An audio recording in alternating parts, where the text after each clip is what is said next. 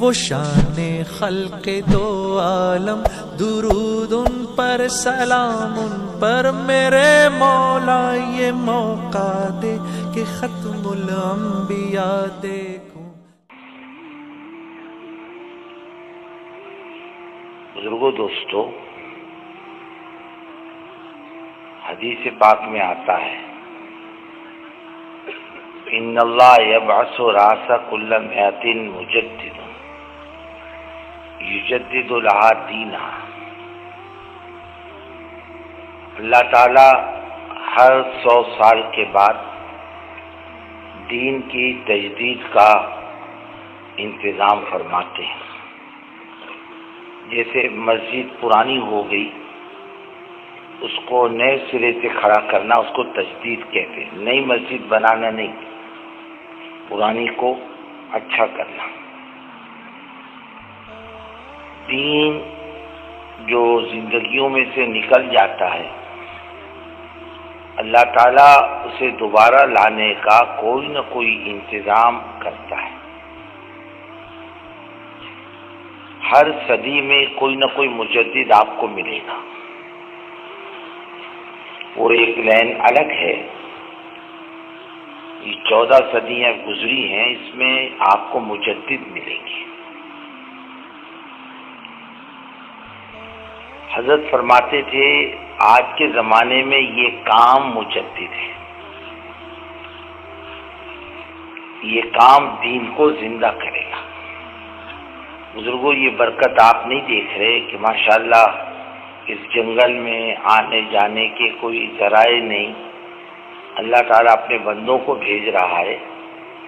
اس سے بڑھ کر اس کام کی مقبولیت کا ثبوت انسان کے پاس اور کیا چاہیے؟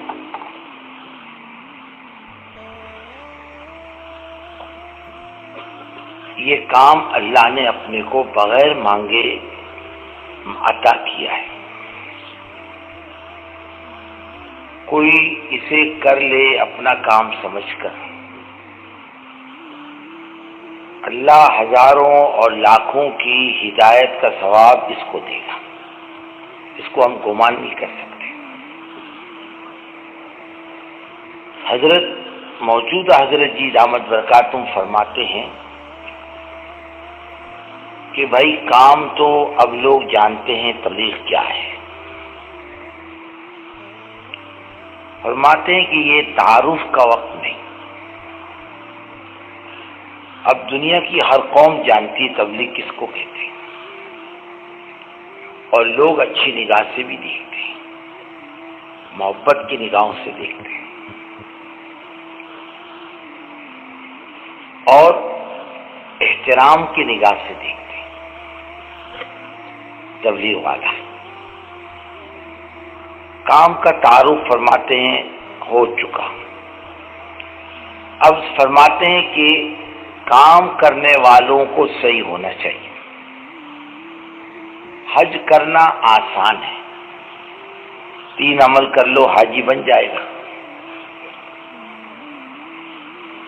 احرام باندھ لیا، نیت کر لی، عرفات کا قیام کر لیا، مغرب تک، رات کو مزدلفہ پہنچ کر وہاں پہنچ گئے بیت اللہ، طواف زیارت کر لی، ہو گیا حاجی۔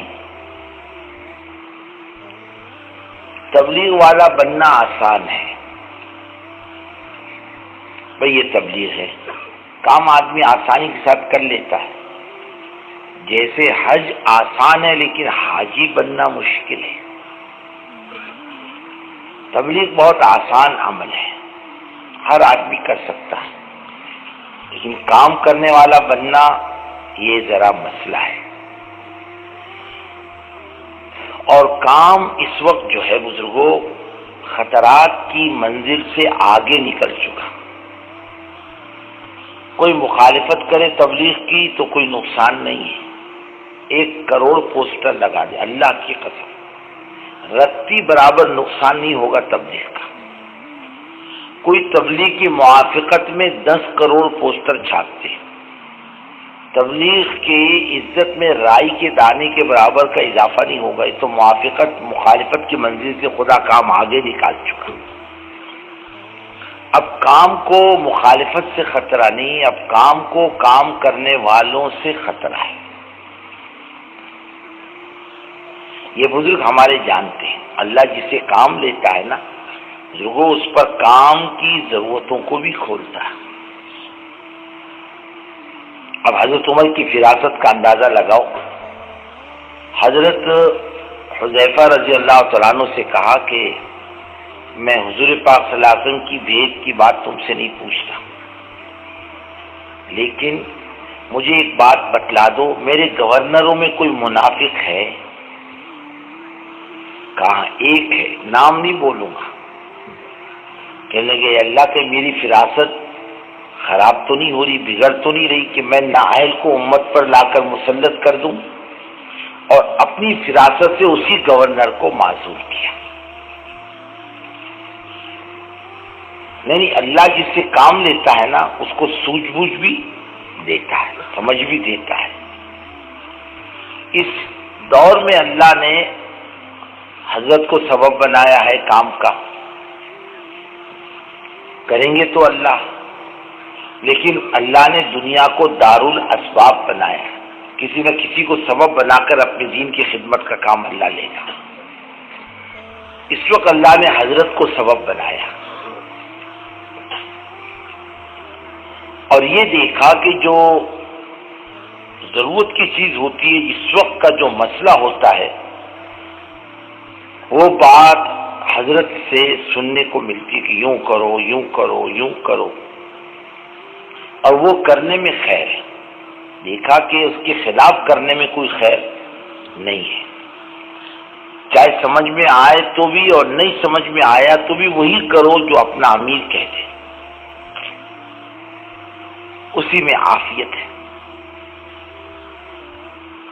حضرت جی دامت برکاتہم اب یہ فرما رہے، ایک مرتبہ ہر سال ہوتا ہے پرانوں کا جوڑ، ابھی تو مستقل نظام الدین میں ہوتا ہے، اس زمانے میں ذرا الگ الگ